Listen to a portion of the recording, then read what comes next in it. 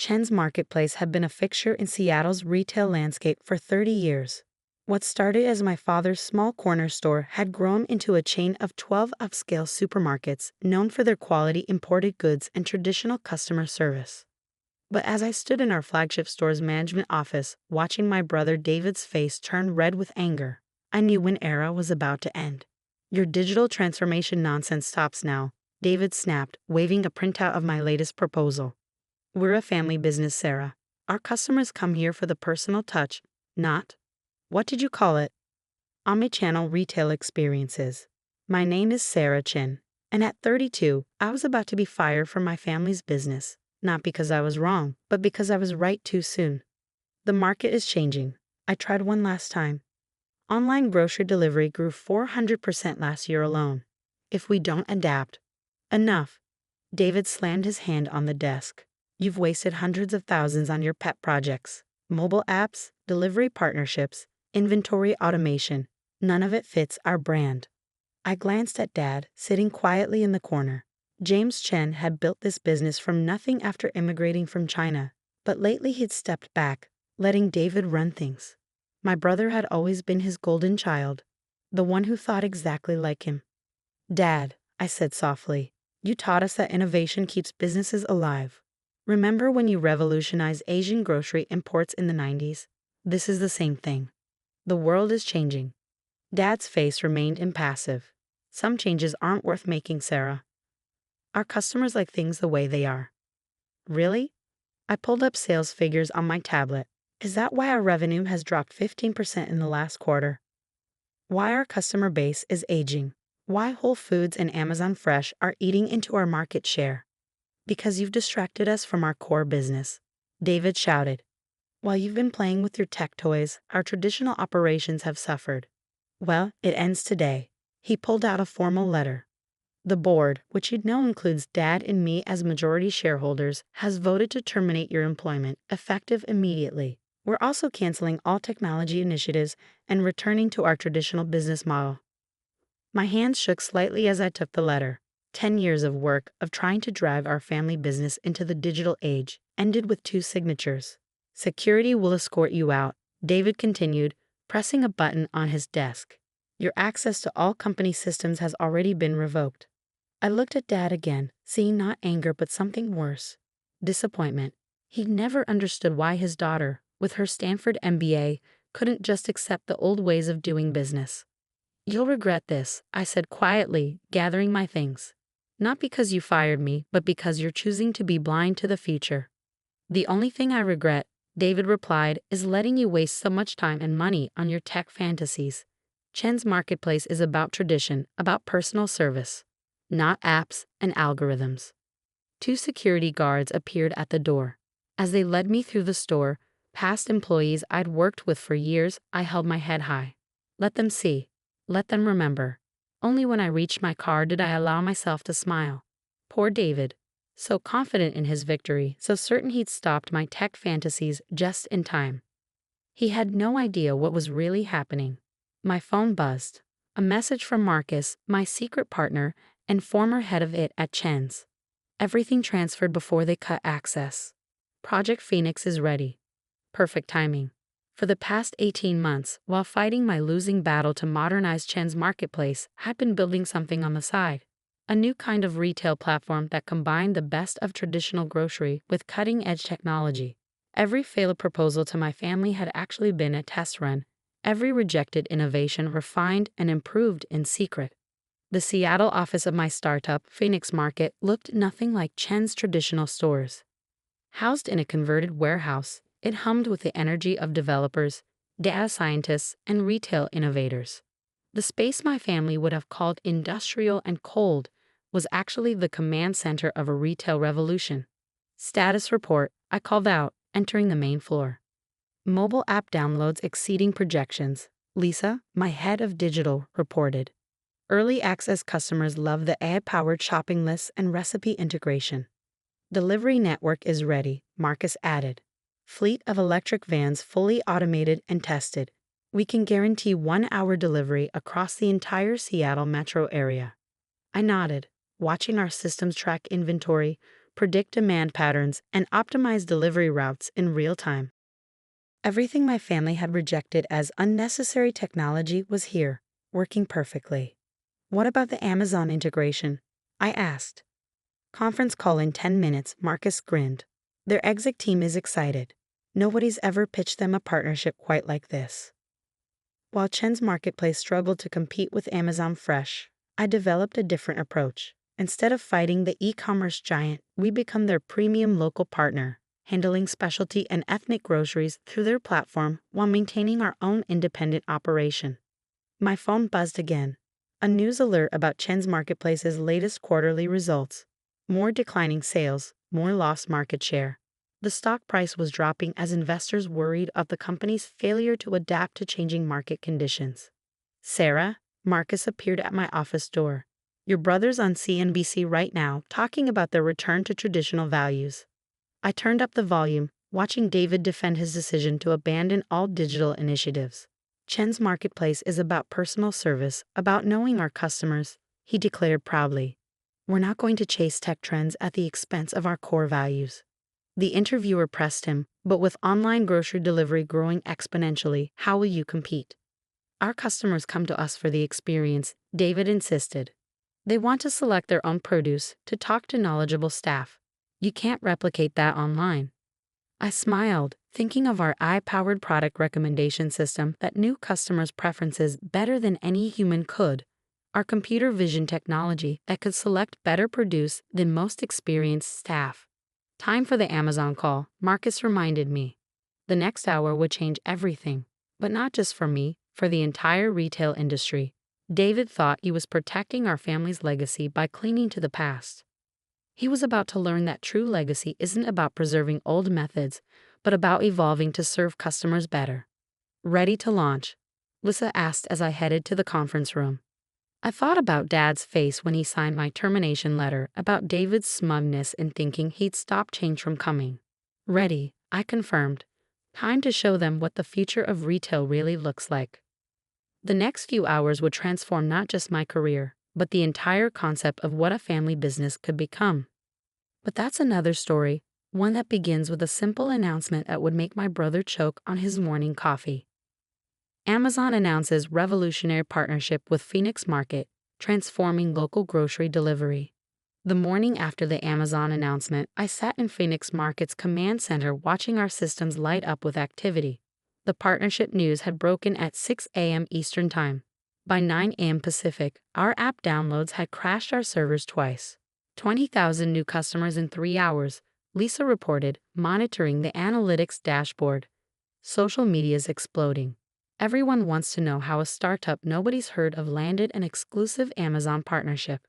I smiled, thinking of the 18 months of secret development that had made this possible. While my family focused on traditional retail metrics, we'd built something that redefined the entire grocery experience. Sarah, Marcus burst into the room. You need to see this. Chen's Marketplace stock is in freefall, down 30% since the market opened.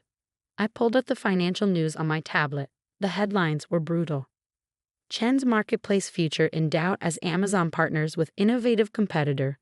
Traditional grocery chain faces digital disruption. Former executive's new venture threatens family business legacy. My phone buzzed. David's number. I let it go to voicemail. CNBC wants an interview, Lisa said. They're calling us the future of hybrid retail. Before I could respond, the security desk called. Ms. Chen, your father is here. I froze. Dad hadn't tried to contact me since the day they fired me. Send him up. He looked older somehow, standing in the doorway of our ultra-modern office. His eyes took in the screens showing real-time data analytics, the developers coding new features, the electric delivery vans being loaded in our automated warehouse. This is what you were trying to tell us, he said quietly. All those proposals, all those ideas we rejected. This is just the beginning, I replied. Would you like to see how it really works? For the next hour, I showed him everything. The AI system that learned customer preferences and automatically suggested recipes based on dietary restrictions and past purchases. The computer vision technology that sorted produce better than human hands. The automated warehouse where robots picked and packed orders with 99.9% accuracy. That's why Amazon chose us. I explained as we watched the system work. We're not just another delivery service. We've reinvented the entire grocery experience. And our customers? Dad asked. The ones who like traditional shopping? I pulled up our customer interface. They can still have it. Our stores combine digital convenience with personal service. Watch. I showed him how customers could chat with real product experts through the app, how our smart shopping carts guided people through physical stores while suggesting complementary items, how our system remembered every preference and interaction. This isn't destroying tradition, I said softly. It's evolving it, making it better. Dad was quiet for a long moment. Your brother is calling an emergency board meeting. Chen's stock has lost almost half its value since your announcement. I know. He wants to sue you, claims you stole company secrets. I laughed. Everything we built here is original. Every innovation they rejected, we developed from scratch. Check the patents. Before he could respond, Marcus rushed in. Sarah, you need to see this. Chen's just announced they're launching their own delivery service. They're trying to partner with Instacart. I pulled up their press release and shook my head. Too little, too late. They still don't understand. This isn't about delivery. It's about reimagining the entire retail experience. As if to prove my point, our screens lit up with new data. The lunchtime rush was starting, and our AI was already adjusting delivery routes, predicting demand spikes, ensuring every order would arrive exactly when promised. 3 minutes average delivery delay, Lisa announced proudly, across 5,000 active orders. Dad watched the system work, and I saw something change in his expression. The same look he had 30 years ago when he first realized he could revolutionize Asian grocery imports. The board meeting, he said slowly. Would you come? I hesitated. To what end? To show them this. All of it, before we make another mistake. 2 hours later, I stood in Chen's Marketplace's familiar boardroom. The same room where they'd fired me, now filled with panicked board members watching their investment collapse. David was mid-rant when I walked in. Have to stop them. They're destroying everything we've built. No, I said clearly. We're building something better, and you can either adapt or become obsolete. What followed was the most intense presentation of my life. I showed them everything, the technology, the customer data, the growth projections. With each slide, the reality of their situation became clearer. We're not just losing market share, I concluded. We're losing the future. Every day you cling to outdated methods, you fall further behind. So what's your point? David snapped. You've won. Come to Gloat. I've come to offer a partnership. The room went silent. Phoenix Market has the technology and innovation. Chen's Marketplace has the brand recognition and supplier relationships. Together, we could dominate the market. A merger? One board member asked. A transformation, I corrected. Chen's stores become hybrid locations, traditional shopping enhanced by our technology. Our delivery network handles online orders. Both brands grow stronger together. And who would run this transformed company? David asked tightly. We both would. You understand traditional retail operations. I understand digital innovation. We need both. The board deliberations lasted 6 hours. In the end, survival instinct won out over pride. Chen's Marketplace would merge with Phoenix Market, creating a new kind of retail company that bridged tradition and innovation. The next few months were intense, converting Chen's stores with our technology, training staff on the new systems, helping customers adapt to the changes. But the results were undeniable. Sales grew 200% in the first quarter. Customer satisfaction hit record highs. The stock price recovered and then soared as investors recognized the potential of our hybrid model. David struggled at first, but eventually found his groove running our premium in-store experiences. Turned out he was right about some customers wanting personal service. He just hadn't understood how technology could enhance rather than replace it. Dad spent more time in the business than he had in years, fascinated by how we'd reinvented his original vision. You saw the future, he told me one day. Just like I saw the potential in imported groceries 30 years ago. I forgot that innovation doesn't stop. 1 year after the merger, I stood in our flagship store, now a showcase of how traditional retail and cutting-edge technology could work together. The historic Chen's Marketplace sign hung above our smart shopping carts. Customers chatted with knowledgeable staff while our eye offered personalized recommendations through their phones. "Excuse me," an elderly customer approached. "Are you Sarah Chen, the one who made all these changes?" I nodded, slightly nervous. Many of our longtime customers had initially resisted the digital transformation. "I just wanted to say thank you," she smiled.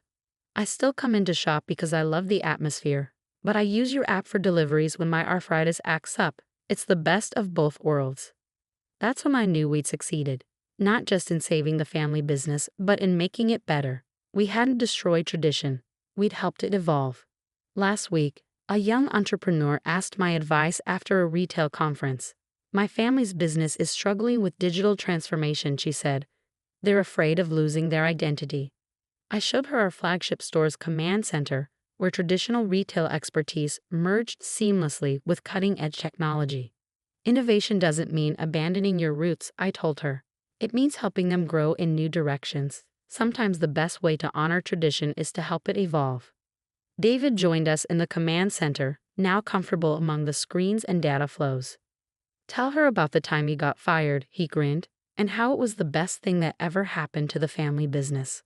We'd come a long way from that day in the boardroom. The company continued to grow and innovate, but now we did it together. Tradition and technology, past and future, family and progress all working in harmony. As I write this from my office overlooking our hybrid retail operation, I think about how far we've come. The tech fantasies that got me fired have transformed not just our family business, but the entire retail industry. Dad still comes to work every day, proud to see his immigrant's dream evolve into something he never imagined. David has become a champion of innovation, always pushing us to find new ways to enhance the customer experience. And me? I learned that true innovation isn't about destroying the old to make way for the new. It's about finding ways to make them work together, creating something better than either could be alone. After all, family businesses, like families themselves, don't have to choose between tradition and progress. They just need the courage to let both grow together.